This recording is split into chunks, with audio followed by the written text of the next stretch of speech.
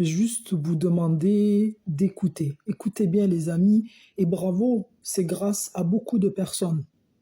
L'exécutif d'Israël se retrouve en dernière position du classement mondial des marques pays. C'est un palmarès qui mesure la perception des différentes nations par l'opinion publique internationale. Au sein de l'école Moussera, on parlait avec vous.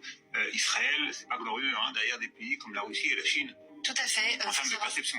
Tout à fait. Dans ce classement, il y a 50 pays qui ont été répertoriés et Israël est à la 49e place. Concrètement, ça veut dire quoi? Ça veut dire que l'image d'Israël et de ses citoyens est très mal vue à l'étranger.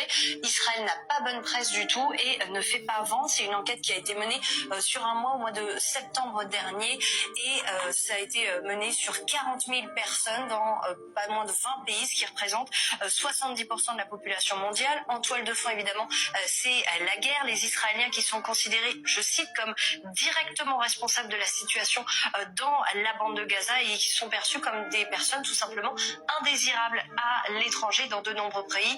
On le voit, ça se traduit dans les rues par des Israéliens qui se font insulter juste parce qu'ils parlent hébreu. Israël qui est perçu comme un symbole, je cite encore, colonialiste, toxique et déconnecté des valeurs libérales, notamment pour les pays occidentaux. Et la distinction entre le gouvernement et les Israéliens, eh bien, c'est complètement effacé. Puis le label Made in Israel, eh bien, pareil, est très mal vu. On l'a vu aussi, par exemple, dans les boutiques où il y a carrément un boycott des produits israéliens. Le problème, c'est que cette image que certains ont d'Israël, ça se voit réellement dans l'économie, puisqu'il y a une baisse de la confiance internationale, ça impacte les investissements, il y a une baisse du tourisme. On nous a toujours dit que Israël était la démocratie là-bas au monde. T'as les Arabes, parce que c'est comme ça qu'on les voit, on les prend un petit peu de haut. Le Moyen-Orient ne sont pas assez civilisés, pas assez ouverts d'esprit. Le peuple élu veut apprendre au monde entier comment est-ce qu'il doit vivre. Écoutez, hein, en tout cas, l'Iran, elle y va doucement, slowly. Par contre, quand ça va démarrer, ça va faire très mal. Au fait, je suis ravi qu'ils ont frappé l'Arabie Saoudite, le Bahreïn, le Qatar. C'est juste, c'est du caviar.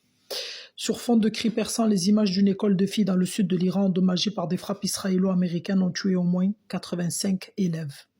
Et ça, ils sont allés le montrer à tout le peuple iranien. Vous savez quoi?